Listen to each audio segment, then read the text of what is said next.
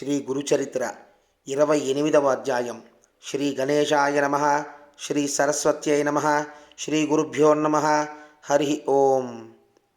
ప్రస్తావన: వివేకం వలన వైరాగ్యము, తీవ్ర ముముక్షుత్వము కలిగి పూర్వ పాపాల నుండి ప్రాయశ్చిత్తం ద్వారా విముక్తి పొందాలన్న పశ్చాత్తాపం కలుగుతుంది. అప్పుడే ప్రాయశ్చిత్తం సార్థకమవుతుంది. శాస్త్రోక్తమైన పాప కర్మముల వివరం వినడం వలన ఆత్మనిగ్రహం దృఢమవుతుంది. శ్రీగురుడు అందుకే కర్మ విపాకము ఉపదేశించాడు అని మానసిక భస్మము అంటే పాపాలను భయపెట్టున్నది. ఒక వంక ఈశ్వర మహిమను స్మరింపజేసే విభూతి ధారణ గురించి కూడా చెబుతారు. స్వయం ప్రకాశమానుడై మహాదేవుడే మహాభస్మాన్ని ఎవరు చింతన చేస్తారో వారే భస్మధారులలో మహాభాగ్యులు, ముఖ్యులు అని శాస్త్రం. స ఏష భస్మజ్యోతి, ఆ పరమేశ్వరుడే భస్మజ్యోతి అని భస్మజాబాలి శృతి. బాహ్యమైన భస్మం అందుకు బాహ్యమైన సహకారి అని గుర్తించాలి.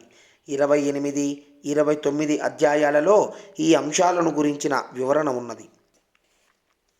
అటుపై జరిగిన కథారంభం, అటుపై జరిగిన వృత్తాంతం సిద్ధయోగి ఇలా చెప్పారు. శ్రీగురుడు ఆ చండాలునితో, నాయనా, ఏ పాపాల వలన ఎలాంటి అధోగతి కలుగుతుందో చెబుతాను విను. ఆచారం పాటించిన విప్రుడు హీనజాతిలో జన్మిస్తాడు. తల్లిదండ్రులను, గురువులను, కులస్త్రీని, కులదేవతలను, సత్యమును, అహింసను విడిచిన వారు, కన్యాశుల్కం తీసుకునేవారు, అనాచారులతో సాంగత్యం చేసేవారు, తల్లిదండ్రులను, బిడ్డలను, ఆవులను, దూడలను విడదీసిన వారు, భగవంతుడికి అర్పించకుండా ఆహారం తీసుకునేవారు, అతిథులను సేవించని వారు, సద్బ్రాహ్మణులను దూషించి అయోగ్యులను గౌరవించేవారు, ఇతరుల భూమిని అపహరించిన వారు, తమ గురువులను, యజమానులను ద్వేషించేవారు, నమ్మక ద్రోహం చేసినవారు, గంగాది తీర్థాలను నిందించేవారు, శ్రాద్ధాది కర్మలు చేయనివారు, శాస్త్రం తెలియకుండానే వైద్యం చేసేవారు, శుద్ధమైన వేదమార్గం విడిచి మంత్రప్రయోగం చేసేవారు, గురువంటే మానవుడేనని చెప్పి వారి తప్పులు ఎంచేవారు, గురునింద విని సంతోషించేవారు, శివకేశవులు వేరు అన్న భేదబుద్ధితో దేవతలను నిందించేవారు, స్వధర్మం విడిచి పరధర్మం చేపట్టేవారు, అర్హత లేని వారి నుండి మంత్రోపదేశం పొందినవారు, వీరికి చండాల జన్మ వస్తుంది. గురువును, కుటుంబాన్ని విడిచిన వారికి ఘోరమైన వ్యాధులు వస్తాయి.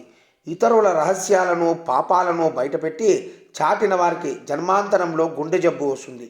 గర్భస్రావం చేయించుకున్న స్త్రీ మరుజన్మలో గొడ్రాలవుతుంది. లేకుంటే ఆమెకు పుట్టిన బిడ్డలందరూ చనిపోతుంటారు. ధర్మశాస్త్రము, పురాణము వినని వారికి గుడ్డితనము, చెవుడు వస్తాయి. పతితులతో స్నేహం చేసిన స్త్రీ గాడిదగాను, బ్రహ్మహత్య వలన క్షయరోగము, ధర్మ విరుద్ధమైన రతి వలన కుష్ఠరోగము, నమ్మక ద్రోహం వలన అన్నద్వేషము, అజీర్ణము కలుగుతాయి.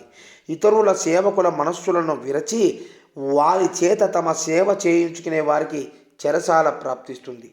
పుణ్యకర్మలను నిరసించేవారు, వారి మాటలు నమ్మినవారు, ప్రజాహితకరములైన చెరువులు, బావులు, తోటలు, మార్గాలు, యజ్ఞాలను ధ్వంసం చేసేవారు, ఏకాదశి మొదలైన వ్రతాలలో పగలు భుజించేవారు, దానమిచ్చి దానిని తిరిగి స్వీకరించేవారు, ఇచ్చిన మాట తప్పేవారు, పరధర్మాన్ని అనుష్ఠించేవారు, తమ పుణ్యాలు ఇతరుల పాపాలు ఏకరువు పెట్టేవారు, దాంభికుడు, దుస్సంగుడు, యంత్రమంత్రాలతో ఇతరులను చంపేవారు, కర్మభ్రష్టులు, ఇతరులకు సంతాపం కలిగించేవారు, మరణించాక యమలోకంలో సూక్ష్మ శరీరంలో శిక్షలను అనుభవించి తరువాత చండాల యోనుల్లో జన్మిస్తారు. నామధారకుడు, స్వామి, నాకొక సందేహం ఉన్నది, కానీ కథ అంతరాయము అని అడుగగానికి సందేహిస్తున్నాను అన్నాడు. సిద్ధుడు, నీవు అడగడం వలన కలిగే అంతరాయం కంటే మనస్సులోని సందేహం వలన నీ శ్రద్ధ చలించే ప్రమాదమే ఎక్కువ. కనుక సందేహ నివృత్తి చేసుకోవడమే శ్రేష్టం. అప్పుడు నామధారకుడు, స్వామి, మరణం తర్వాత పూర్వకర్మ ఫలాన్ని యమలోకంలో ఓసారి అనుభవించాక మరు జన్మలో చండాల యోనిలో జన్మించి మరొకసారి అనుభవించడం సమంజసమా అన్నాడు. అందుకు సిద్ధుడు ఇలా వివరించాడు. భౌతిక దేహం ఒక పరిమితిలోని కష్టసుఖాలను మాత్రమే అనుభవించగలదు. అందుకే దానిని మరణావధి శరీరము లేక పతనావధి శరీరము అంటారు. దీనితో అనుభవించ వీలులేని అపారమైన కర్మఫలాన్ని పరలోకంలో సూక్ష్మమైన యాతనా శరీరంతో జీవుడు అనుభవిస్తాడు. భౌతిక శరీరంతో అనుభవించవలసిన వాటిని మరలా జన్మించి అనుభవిస్తాడు. నామధారకుడు ఏ పాపాల వలన ఏ జన్మలు వస్తాయో ఉదాహరించండి అంటే సిద్ధుడు ఇలా చెప్పారు. ఏమి చేసే చండాల జన్మ కలుగుతుందో కొంత చెప్పాను. అంతేగాక క్రోధము, శూద్ర స్త్రీల పట్ల కామాసక్తి, ఎద్దునెక్కుట, అల్లము ఆకులు మొదలైన రసవస్తువులను వేదాలను అమ్ముట, భగవదర్పితం కాని ఆవు పాలు త్రాగుట, నిషిద్ధాన్నము, దుర్మార్గుల నుండి దానము స్వీకరించడము, ఇతరుల జీవన ఆధారాన్ని అపహరించడము, సంధ్యాకాలంలో నిద్రించడము బ్రాహ్మణుడికైనా మరుజన్మలో చండాల జన్మ కలిగిస్తాయి. యమలోకంలో అనుభవించే శిక్షలు 8,40,00,000. వీటిలో ప్రధానమైనవి 21. పాపి మరణించగానే యమభటులు వాడి ప్రాణాలను యాతనా శరీరంలో బంధించి అడుగుపెట్ట వీలులేని భయంకర మార్గంలో తీసుకుపోతారు. వాడు ఆకలి దప్పుల వలన నడవలేక నడుస్తుంటే యమభటులు వాణ్ణి భయపెడతారు. వాడు మూర్ఛపోతే వాణ్ణి లేపి చీము నెత్తురు ప్రవహించే వైతర్ణి నదిలో ముంచుతూ లాక్కుపోతారు. ఇలా యమలోకంలో శిక్షలను అనుభవించాక వాడు భూమిపై జన్మిస్తాడు. లేక వాసనాబలం వలన భూతంగానో ప్రేతంగానో ఉండి శిక్ష అనుభవిస్తాడు. గురుద్రోహి, విప్రులను పరాభవించినవాడు బ్రహ్మరాక్షసులవుతారు. హీనులను సేవిస్తే గాడిదగాను, అతిథిని విడిచి భుజిస్తే కోడిగాను, ద్రవ్య అపహారి ఒంటెగాను, ఫలపత్రాదులు దొంగలిస్తే కోతిగాను, తేనె దొంగలిస్తే పక్షిగాను, మాంసాన్ని అపహరిస్తే గ్రద్దగాను, అన్నం అపహరిస్తే మిడతగాను, జలం అపహరిస్తే చాతకగాను, ధాన్యం అపహరిస్తే మిడతగాను, విషాన్ని అపహరిస్తే తేలుగాను జన్మిస్తారు. క్రిమికీటకాదులుగానో పక్షిగానో పుడతాడు. గడ్డి దొంగలిస్తే పశువుగాను, మంత్రరహితంగా భుజిస్తే కాకిగాను, మిత్రద్రోహి గ్రద్దగానో జన్మిస్తారు. బ్రహ్మహంతకుడు క్షయరోగిగాను, గ్రంథచోరుడు గ్రుడ్డిగాను, గణార్ధచోరుడు గండరోగిగాను, పరద్రవ్యాపహారి సంతానహీనుడుగాను, వస్త్రచోరుడు చర్మరోగిగాను అవుతారు. అసత్యమాడేవాడు, ఆహారం దొంగలించేవాడు గుల్మరోగులవుతారు. నూనె అపహరిస్తే సుఖరోగము, విశ్వాసఘాతకుడికి వాంతులు, దైవధనాన్ని అపహరిస్తే పాండురోగము వస్తాయి. రోగాలన్నీ పాప ఫలితాలే. పరస్త్రీ గమనం వలన 100 జన్మలు కుక్కగా పుడతాడు. పరస్త్రీ భగదర్శనం వలన గురుడితనము, బంధు భార్యాగమనం వలన గాడిద పాము జన్మలు, పరస్త్రీ ఆలింగనం వలన గుండెపోటు కలుగుతాయి. నామధారకుడు శ్రద్ధగా విని, స్వామి, ఇది వరకు తెలిసో తెలియకో పాపం చేస్తే దానిని పోగొట్టుకునే ఉపాయమే లేదా అన్నాడు. అందుకు సిద్ధుడు, త్రివిక్రమ భారతికి కూడా ఈ సందేహమే కలిగింది. ఆయన అడిగితే శ్రీగురుడు ఇలా చెప్పారు. నాయన, నిజమైన పశ్చాత్తాపమే అందుకు మొదటి మెట్టు.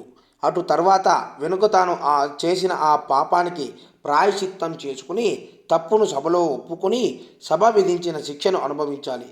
తగిన కృత్యాది వ్రతాలు ఆచరిస్తే పాపం నశిస్తుంది.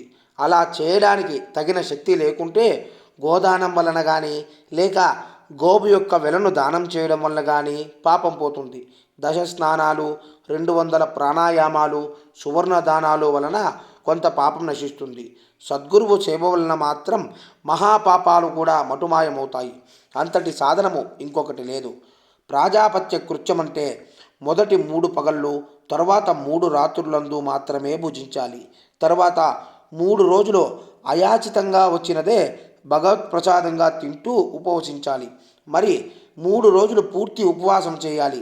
10,000 గాయత్రి జపము, అందులో 10వ వంతు గాయత్రి హోమము చేసి 12 మంది బ్రాహ్మణులకు భోజనం పెట్టి గోదానం కానీ లేక గురిగింజ ఎత్తు బంగారం కానీ దానం ఇవ్వాలి.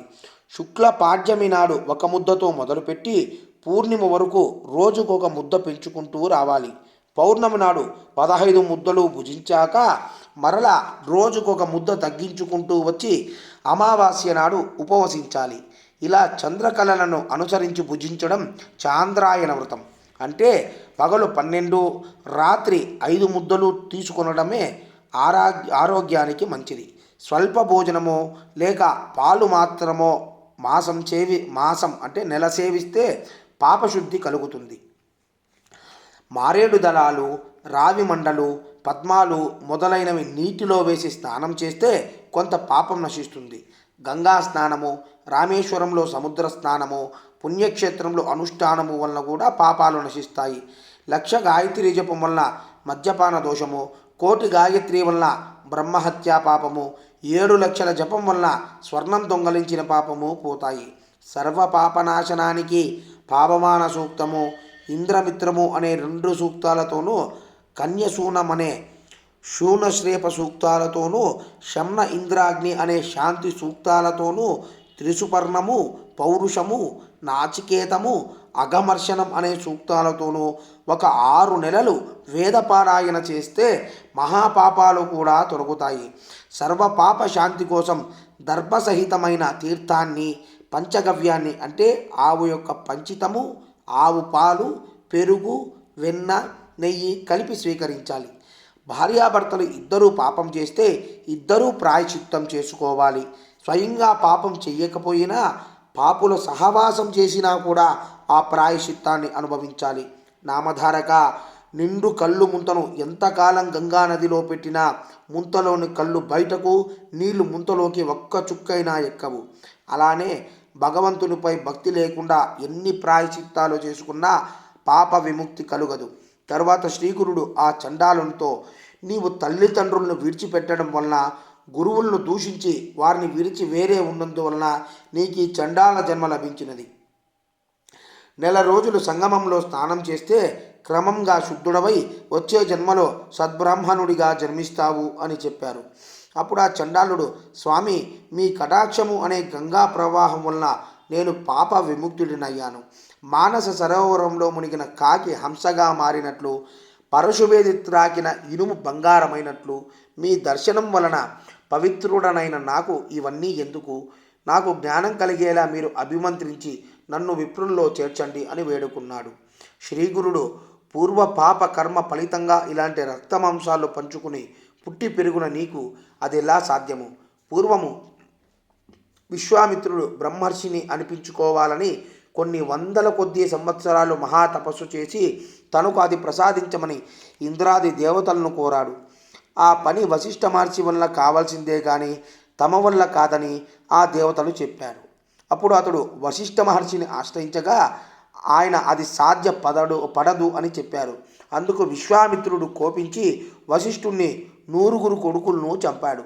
వశిష్ఠుడు అతనిని శిక్షించలేదు కానీ అతడు బ్రహ్మర్షి అని మాత్రం అంగీకరించలేడు.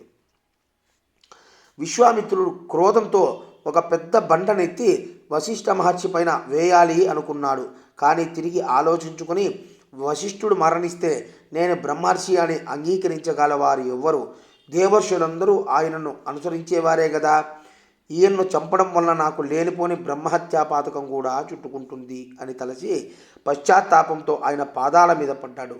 అప్పుడు ఆ బ్రహ్మర్షి, నాయనా, ముందు నీవు సూర్యకిరణాలతో నీ శరీరాన్ని తప్పింపజేసుకుని కొత్త శరీరం చూపు అన్నాడు. విశ్వామిత్రుడు అంగీకరించి సూర్యకిరణాల వలన తన దేహం మాడిపోయి కొత్త దేహం వచ్చే వరకు తపస్సు చేసి తిరిగి వచ్చాడు.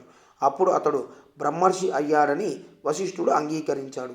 అలాంటిదేమీ చేయకుండానే నీకు అది ఎలా సాధ్యము? పూర్వం నీవు చేసిన పాపానికి పశ్చాత్తాపం చెంది నేను చెప్పినట్లు చేస్తే ముందు జన్మలో నీవు సద్బ్రాహ్మణుడు అవుతావు, వెళ్ళు అన్నారు.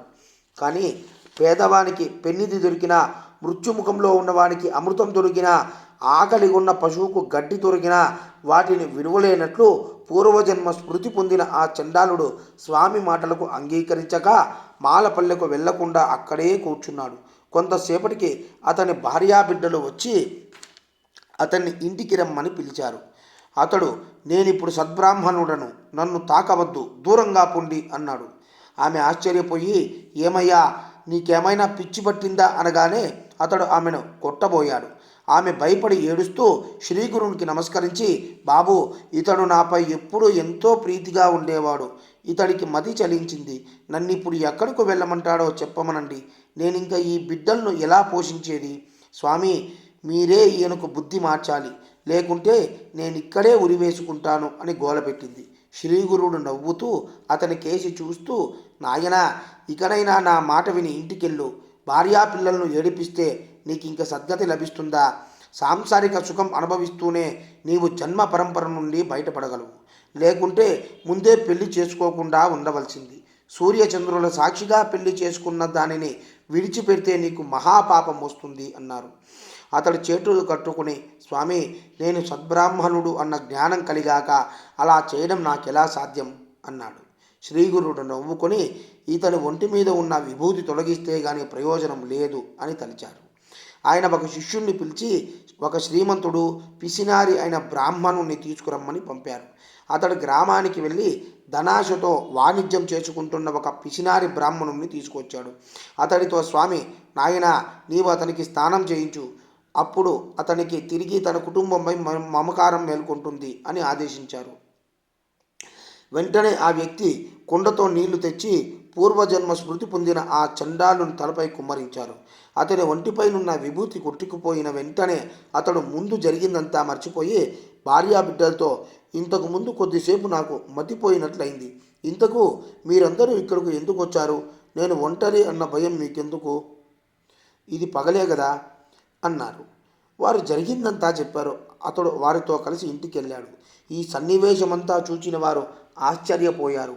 అదంతా చూచి విస్తుపోయిన త్రివిక్రమ భారతి, స్వామి, మీరు అతనికి ప్రసాదించిన జ్ఞానం క్షణంలో ఎలా పోయింది అని అడిగారు. శ్రీగురుడు నవ్వి, అతనికి ఆ భస్మం వలన జ్ఞానం కలిగింది. అది కడిగి వేయగానే తొలగిపోయింది. భస్మ మహిమ అలాంటిది కాబట్టే శివుడు దానిని ధరిస్తాడు. దానికి తోడు ఆ భస్మానికి మహాత్ముల స్పర్శ ఉంటే మరింత ప్రభావమై బ్రహ్మజ్ఞానాన్ని కూడా ప్రసాదించగలదు అన్నాడు. అప్పుడు త్రివిక్రమ భారతి భస్మ మహిమ గురించి వివరించవలసిందిగా శ్రీగురుణ్ణి ప్రార్థించాడు. శ్రీ దత్తాయ గురవే నమః. శ్రీ శ్రీపాద శ్రీవల్లభాయ నమః. శ్రీ నృసింహ సరస్వత్యై నమః. ఇది శ్రీ గురుచరిత్ర 28వ అధ్యాయం సమాప్తం. జయ గురుదత్త.